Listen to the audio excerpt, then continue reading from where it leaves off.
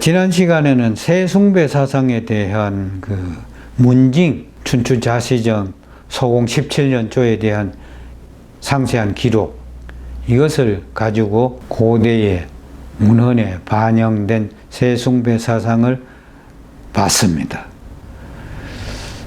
그러한 문징보다도 물징, 세숭배 사상의 물징이 더 확실한 것이니까 그 물징을 보도록 하겠습니다. 중요한 것은 홍산문화나 대문고문화나 하모도 문화, 이런 그 신석기 시대의 문화에서 출토되는 유물에 이런 중요한 기물들이 있어요. 지금 여기서 이 하모도 문화의 기물은 포함되어 있지 않습니다만, 이것은 대문고 문화입니다. 이 두 개의 옥기들은 홍산 문화의 유물입니다. 그런데 지금 중국 고고학계도 이러한 유물에 대한 명칭을 정확히 못 정하고 있습니다. 다만 이러한 유물들의 기능은 지도자가 지니고 있었던 예기일 것이다. 의례, 지도자의 상징 기물일 것이다 라고 추정만 할 뿐, 이것이 무엇을 상징했다는 이야기는 모든 고대 유물 도록 또 고고 사전 다 뒤져봐도 설명이 없어요. 그런데 제가 추적을 해서 이번 제 책에다가 이것을 어떻게 봤느냐, 고대 세숭배 사상의 기물이다, 저는 이렇게 봅니다. 세숭배 사상 기물. 왜 그러냐 하면은 이러한 용산 문화나 이러한 홍산 문화에도 고대의 그 세숭배 사상은 아주 그 널리 퍼져 있었거든요. 그 태양숭배 사상과 뿌리가 같은 문화니까. 근데 이것을 왜 세숭배 사상으로 보느냐? 이 세 가지 유물의 공통점을 보면은 이와 같이 위가 이렇게 갈라져 있어요.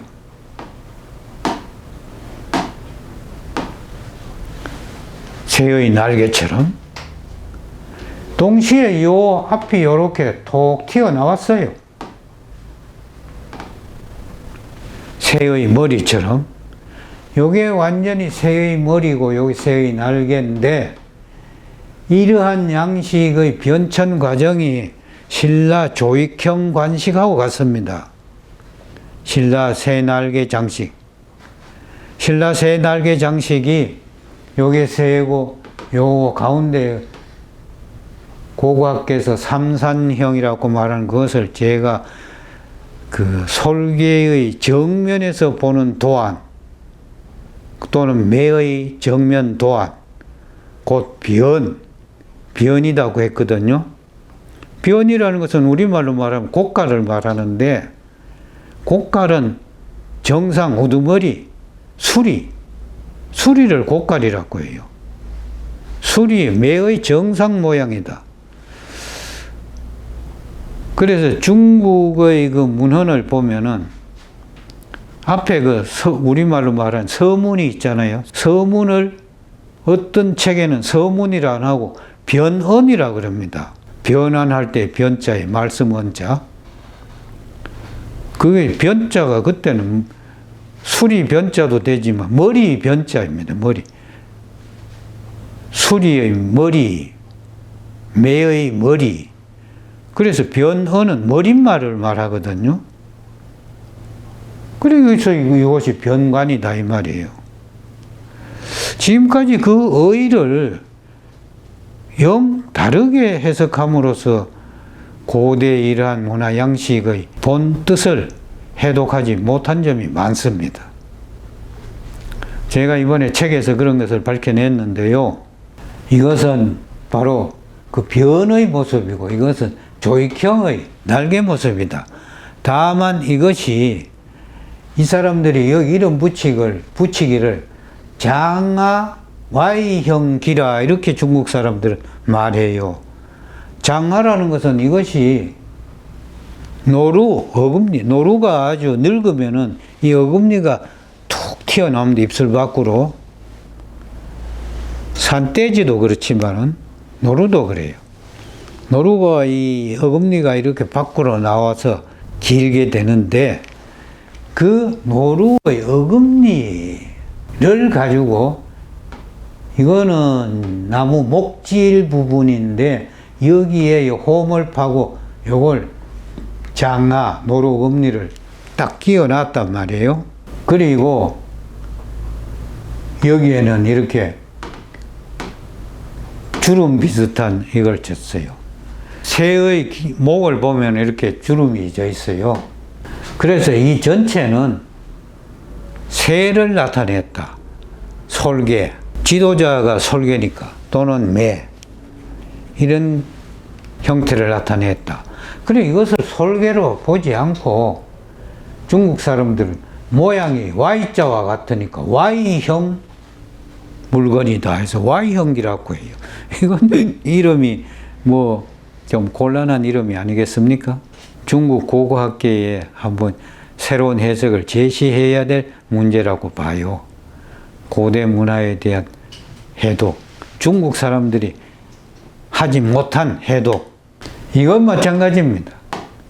이것은 홍산 문화권에서 출토된 옥기인데 이것이 Y형으로 되는데 이 Y형보다는 굉장히 정미하게, 문화적으로는 대문구 문화인데 어떤 책에는 용산 문화라고도 나온 데도 있어요. 대문구 문학은, 홍산 문학은 이거는 시대가 대략 비슷해요. 예.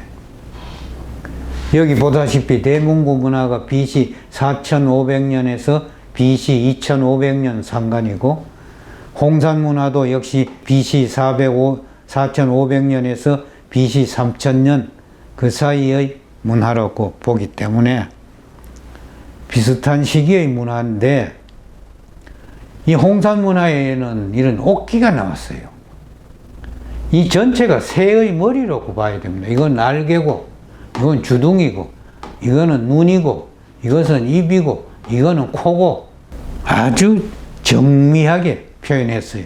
이거는 새의 목덜미고 그런데 이 두 가지가 있는데 이것은 출토가 정확하게 되는 데서 발굴이 된 것이고 이거는 뭐 도굴된 것이 골동가에 돌아다니는 것을 그 수집했습니다. 그것을 이제 징집이라고 그 사람들은 표현해요. 예, 징집하듯이 강제로 수집해서 모았다 이건데 근데 이것이 훨씬 더 정교합니다. 그런데 이 세 가지의 공통점은 목에는 이와 같은 목덜미 주름이 있다. 또 여기에 이렇게 목구멍들이 있다. 이렇게 목구멍들이 있다는 것은 여기에 뭔가 끼어가지고 못으로 고정시킨 지휘봉과 같은 대장의 표지물로서 쓴 의기다. 이것임을 알 수가 있어요. 왜냐? 이것이 크기가 10.5cm 밖에 안 됩니다. 조그만해요. 그 10.5cm 되는 여기에 요또 끼어가지고 요만큼 한 10cm, 15cm 정도나 20cm 정도의 막대기를 참하게 깎아가지고 딱 끼어가지고 그 지휘자가 그걸 들고 다니면서 하나의 그 지휘봉처럼 또 하나의 지도자의 표지물로서 삼는 거죠. 이것도 마찬가지입니다. 크기가 12.4cm 밖에 안 돼요. 이 전체가. 이거는 12.1cm 밖에 안 되고 이렇게 끼어가지고 했다. 이 공통점을 전부 다 중국 고고학계에서는 Y형기라고 붙이는 것입니다. Y형기. 머리 빗는 빛의 살과 같다 해서 빗살무늬와 같은 정물적 명칭과 닮은 꼴이죠. Y자처럼 보인다고 해서 Y형기. 이것도 정명을 해야 돼요. 정명. 이름을 바로 잡아야 돼요. 이러한 의기들이 어떤 기능을 하고 어떤 성격을 지녔느냐. 그것을 해독해서 거기에 맞는 이름을 붙여주어야죠. 이것이 해석 고고학이라고 생각됩니다. 대문고 문화나 홍산 문화나 중국 황하 문명권이나 그 북방 문화권에서 신석기 시대부터의 세숭배 사상에 투영된 문화 유물, 가장 정확한 유물이라고 할 수 있죠. 그래서 이러한 기물들의 정명, 바른 이름은 무엇일까? 아직 저도 정확하게 이름을 짓지는 못했는데 확실한 것은 새 이름이 들어가야 된다. 새의 형태, 조형. 거기에 그 다음에 재질 이름들이 각각 붙어야 된다. 이거는 목이니까 목, 이거는 아니까 또 이거는 옥이니까 옥. 무슨 또 그 다음에 형태, 이거는 날개니까 익, 조, 익. 이런 형태를 붙이면은 이것이 고대의 어떤 새의 모습을 형성했구나 하는 것을 제목만 봐도 알 수 있도록 정명해야 된다. 이 말씀입니다. 홍산 문화에는 보면요, 아주 많은 옥기 중에 이 새의 조형물들이 수도 없이 나와요. 그런데 이 크기가 크지 않습니다. 커봤자 5cm. 전부 다 2, 3cm에서 4cm 미만. 그런데 이 옥기들이 어디에 사용했을까를 제가 추적해 보니까 이 옥기들의 뒷면에 보면요, 또 요 구멍들이 있어요. 고리들이 있어요. 야. 그래, 이것은 아마 관을 쓰고서 이 정면 이마 위, 거기에 딱 붙여서 족장으로서의 어떤 새 집단의 우두머리라는 것을 표시하지 않았나. 다른 데에서는 뭐 붙일 데가 없어요. 그런데 이 시대에 이 솔개를 조형한 이 조형 솜씨를 보세요. 얼마나 조형미가 아름답고 또 간결하면서도 힘차게 조형되었는지. 새의 머리 부분에 이렇게 모양 번뜩기 때문에 이것을 삼산관이라고 합니다. 삼산관, 삼산형. 그런데 이와 같은 양식이 신라 조익형에 나타나 있거든요. 이것은 새가 앉은 모습이니까 솔개가 이렇게 날개를 쳐뜨렸지만 조익형에는 이 솔개의 날개를 이렇게 활짝 벌리고 있죠. 이러한 모습이 차이가 있습니다. 참 이 새의 숭배 사상에서 고대 사유세계가 펼쳐지기 때문에 앞으로 우리 고대 문화는 새의 이미지에서 많은 그 문화적인 상상을, 그 문화적인 정신을 담고 있어요. 복식에서 그 관식이 이미 새 날개잖아요. 그 다음에 보통 옷에서 또 다른 어떤 칼이나 이런 무기류에서 이 새의 장식이 표정되어 있습니다. 그러한 광범위한 새의 이미지는 한국 고대 문화의 특징이기도 하지만 그것이 꼭 그 한국만이 아니라 그 동방 문화의 특징이에요. 홍산 문화를 포함한 만주 일대의 지역과 중국의 동방 쪽에 속하는 산동 반도를 포함한 저 양자강 하류까지의 그 연안의 문제라든지 또는 일본 문화라든지 이런 게 새숭배 사상, 이러한 태양숭배와 새숭배 사상이 신석기 시대 때 어떤 연유로 해서 베링 해협을 건너서 북미 지역으로 갔는지는 모르겠지만 북미 지역의 인디안 문화, 이것도 역시 같은 뿌리를 소유하고 있다, 이렇게 얘기할 수 있죠. 그런데 그러한 인디안의 문화 같은 것은 문화적 변화가 느리기 때문에 아직도 고형을 많이 간직하고 있다고 봐요. 그래서 인디안 문화의 그 풍속, 습속, 이런 조사를 동이 문화와 연결시켜 보는, 비교 연구하는 것은 문화사적으로 굉장히 중요합니다.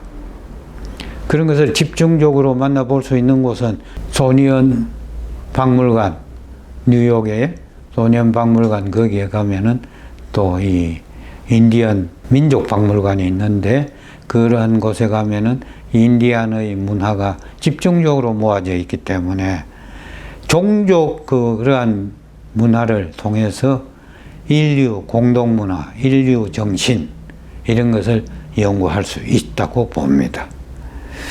대체로 그런 종족 문화, 종족 민속 이런 것을 연구하는 사람은 상당히 대접을 잘 받지 못하고 외로워요. 그 길이 고독해요. 그러나 매우 그 연구는 가치 있다고 봅니다. 뜻있는 우리 젊은 학생들이 그런 곳에 관심을 가지고 그런 곳에 푹 파묻혀서 그 한 분야를 연구해야 그 사람이 바로 세계적인 유일한 학자가 존재가 될 수 있습니다.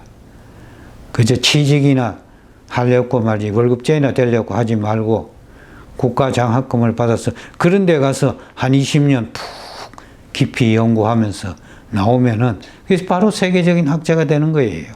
어떻습니까? 제 말에 동의해 주시겠습니까?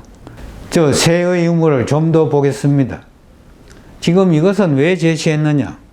우리나라 칼, 삼국시대에 나오는 칼, 환두대도라고 있죠.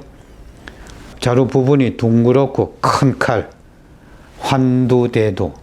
그 환두대도 안에 고고학께서 말하는 이른바 삼지엽이라고 하는 게 있어요. 세 가닥이 있다고 해서 삼지엽이라고 해서 세 가닥, 그걸 삼지엽 또는 삼엽, 세 가닥 잎사귀 문이라고 하는데 그 정물적인 명칭이에요. 그건 전부 다 이와 같은 새 문양입니다. 새. 새도 무슨 새? 우두머리를 일컫는 솔개, 우두머리가 차는 칼이기 때문에 우두머리 상징인 솔개 문양을 환두 안에 표시한 거예요. 이것은 나중에 또 이야기 나옵니다만 이것이 일단 그렇다는 걸 알아두시기 바라고, 이러한 옥은 반산 묘장구라고 있는데 여항에 거기에서 출토된 옥조들이고, 그 다음에 홍산 문화에는 많은 그 새 유물이 나왔다고 말했는데 이런 것도 보면 이거는 옥으로 된 솔개 옥응이고 이거는 옥으로 된 효, 부엉이 효자예요. 옥효고 그렇습니다. 크기가 2.5cm, 이거는 옆으로 퍼졌기 때문에 3.8cm.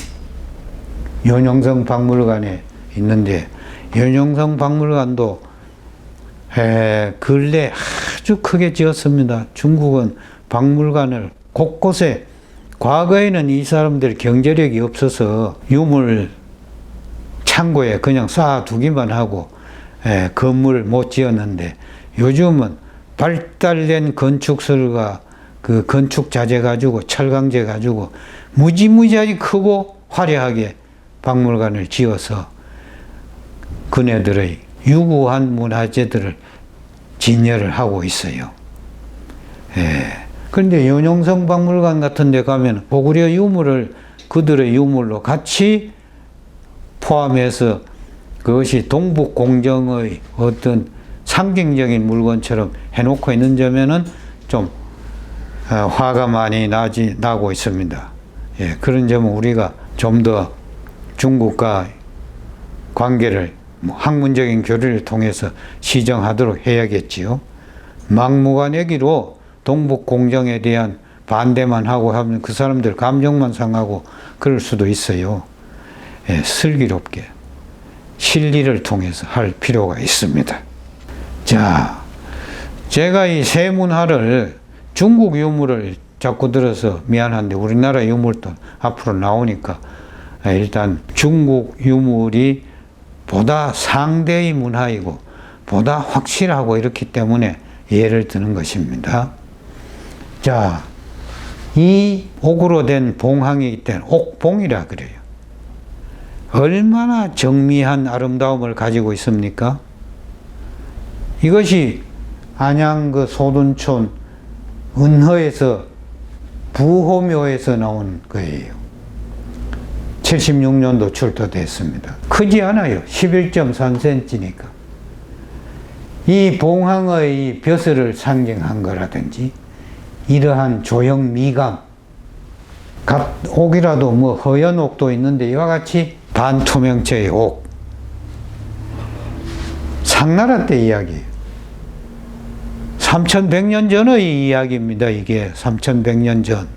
그 다음에 이거는 중국 안희성 함산 능가탄이라는 지역의 묘지군에서 발견된 새와 해가 같이 몸체를 이룬 옥으로 된 솔개다 이 말입니다. 이게 솔개임을 알 수가 있죠. 얼마나 용맹해 보입니까? 이 조형의 뛰어난 기법 참 놀랍습니다. 그 다음에 이 날개. 그런데 이 날개를 갖다가 돼지의 머리로 형상한 이것이 굉장히 의미가 있어요. 이건 조금 이따 설명하겠습니다. 그 다음에 솔개의 꼬리. 하나, 둘, 셋, 넷, 다섯 개로. 그 다음에 이 가운데 몸체 형성한 하나, 둘, 셋, 넷, 다섯, 여섯, 일곱, 여덟. 이걸 팔각성문이라 그럽니다. 8개의 각인된 별의 문양이다. 팔각성문. 이 둥근 것은 태양을 상징하고 태양 팔각성문 이렇게 말하죠. 자, 여기서 이 솔개와 태양이 같이 되어 있기 때문에 이것을 조일, 세조자, 날일자, 조일, 동체가 되어 있다 이 말이에요.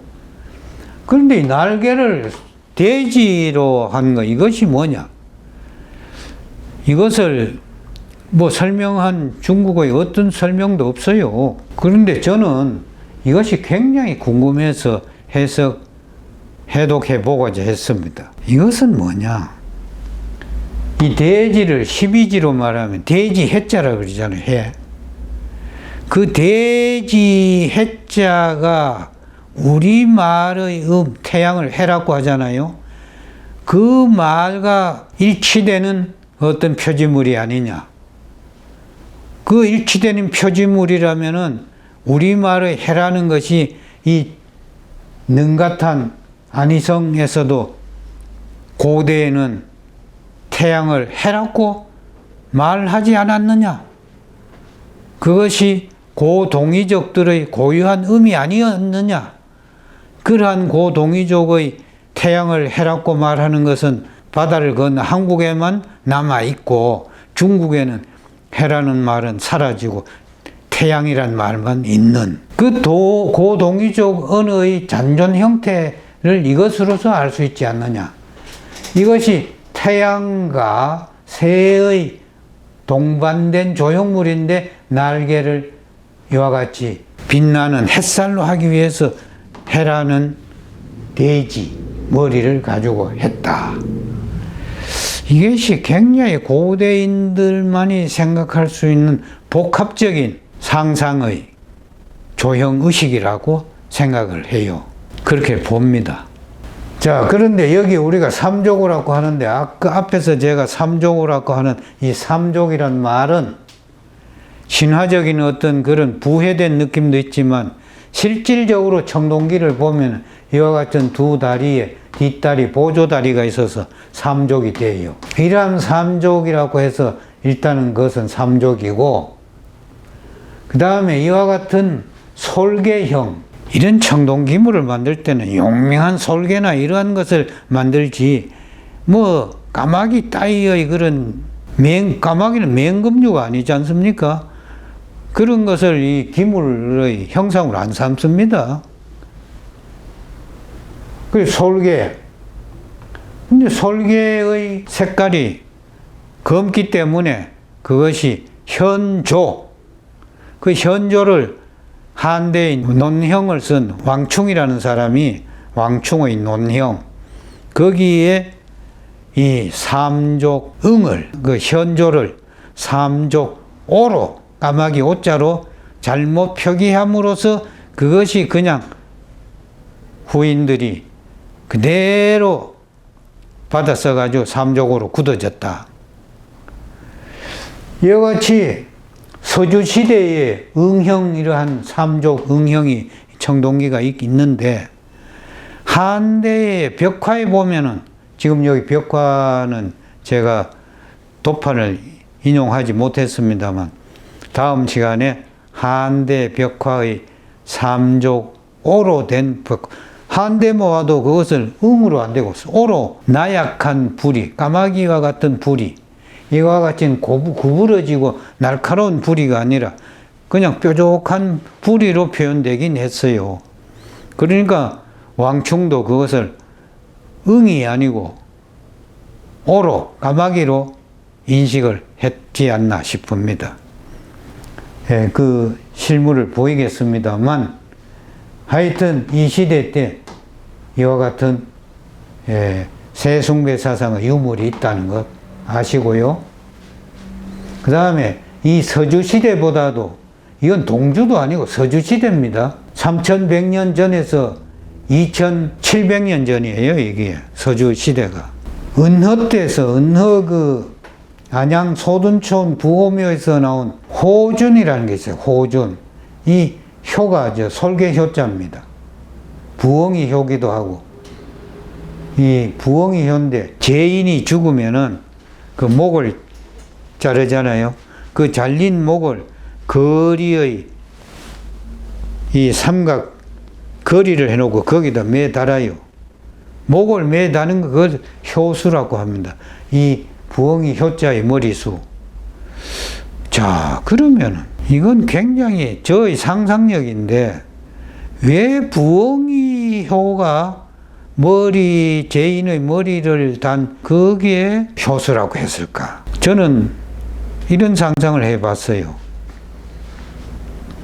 동이족이 한족에게 쫓기면서 동이족이 저항하다가 한족에게 죽임을 당하면 그 한족의 머리가 잘려져서 본때를 보이느라고 거리에다가 효수를 했다.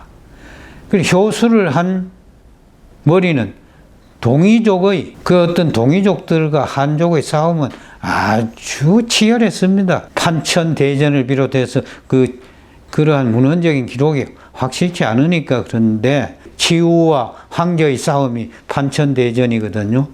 치우와 황제가 한족의 대표적인 것이고, 치우는 동이족의 수령이니까, 그 판천대전이라고 북경 옆에 있어요. 저 동이족들이 싸움에 패하고 목이 베어지고 그것이 효수가 된 것이 아니냐. 그런 의미에서 이 효자를 쓰지 않았느냐. 저는 그런 생각을 해봅니다. 왜냐하면 동이족의 문화적 상징물이 이런 솔개라든지 이런 부엉이거든요. 세숭배에서. 한족은 세숭배가 동이족만큼 강하지 않습니다. 이때만 해도 이 하나라, 은나라 때 이거는 동이족 유물이라고 봐야 되겠어요.